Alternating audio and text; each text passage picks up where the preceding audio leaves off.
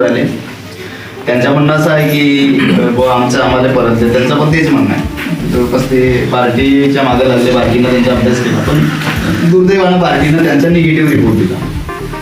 पार्टीचं असं म्हणणं होतं की तुम्ही अनटचेबल नाही किंवा तुम्ही अस्पृश्य नाही आहेत, तुम्ही पुढारलेले लोक, असं त्यांचा रिपोर्ट दिला. तर मग त्यांनी सरकारकडे पुन्हा आंदोलन मोर्चाच्या माध्यमातून ते पुन्हा वाढले आणि त्यांनी दुसरी कमिटी गठीत करायला लावली सरकारकडे आणि त्याच्या मार्फत अभ्यास करायला लावला समाजात. मग तो रिपोर्ट मात्र त्यांनी पॉझिटिव्ह दिला. तर मग त्याच्या आधारावर ते हायकोर्टामध्ये गेले. पण हायकोर्टामध्ये जाताना त्यांनी काय मागणी केली की आम्हाला नव्यानं म्हणजे इन्क्लुजन करा. तर नव्याने इन्क्लुजन म्हटलं तर ते काही जमलं नाही, कोर्टानं त्यांना नाकारलं.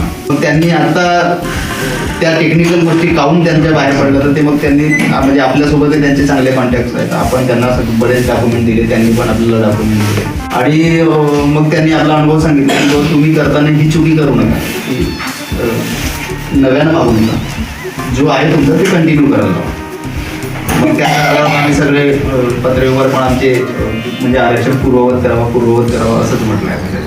म्हणजे जी चूक तुमच्या हातानं झाली ती तेवढी दुरुस्त करावं. तर मग ते आता मला वाटतं सुप्रीम कोर्टामध्ये पिटिशन टाकतील. आता मला वाटतं टाकले पण असते, त्यांचं काय झालं माहीत नाही, पण ते 1-2 महिन्यामध्ये त्यांचं काम होईल.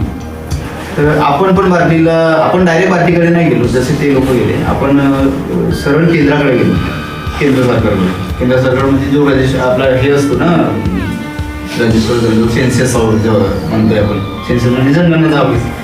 तर त्या जनगणनावाल्याकडे आपण गेलो. आपण जे राष्ट्रीय अनुसूचित जाती आयोग असते, जो फक्त एसीच्या जातीचा अभ्यास करते, त्या जातींना बाहेर काढण्याचं किंवा आतमध्ये टाकण्याचं त्यांच्या किंवा काही स्कीम राबवण्याचं काम तो आयोग करतो. तो संविधानिक आयोग आहे, म्हणजे संविधानाची मान्यता आहे त्या आयोगाला. तर त्या आयोगाने काय केले की राज्याचा जो असते आपला राज्य महाराष्ट्र, याचा जो मुख्य सचिव असतो त्या मुख्य सचिवाला पत्र पाठवले.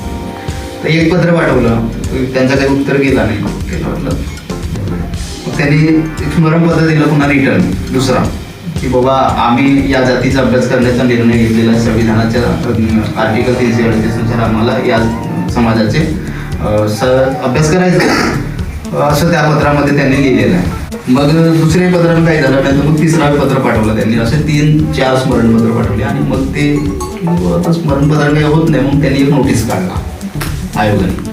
कोणाला काढला? महाराष्ट्राच्या मुख्य सचिवाला. मुख्य सचिव थोडंसं की नाही बा केलं पाहिजे काहीतरी, कारण केंद्राचे पत्र येऊन राहिले.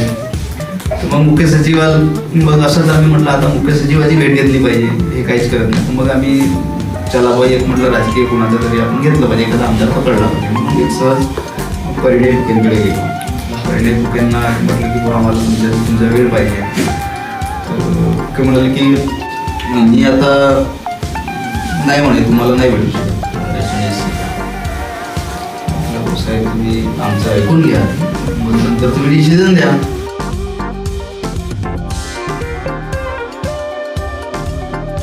मग जेव्हा आम्ही त्यांना डॉक्युमेंट दाखवले, सगळे पत्र दाखवले, तर ते म्हणे अरे असं कसं होऊ शकते, तुम्ही तर पहिलेच होते म्हणे. साहेब आमची अडचण तेच आहे की आम्ही नवीन काहीच मागत नाही, आम्ही होतोच ऑलरेडी. फक्त ती जी चुकी झाली आहे ती चुकी तेवढी त्यांनी दुरुस्त करावी. साहेब म्हणाले की बाबा ठीक आहे, आम्ही मंत्रालयामध्ये येतो, तुम्ही पण या, तिथं आपण मुख्य सचिवांची भेट करू.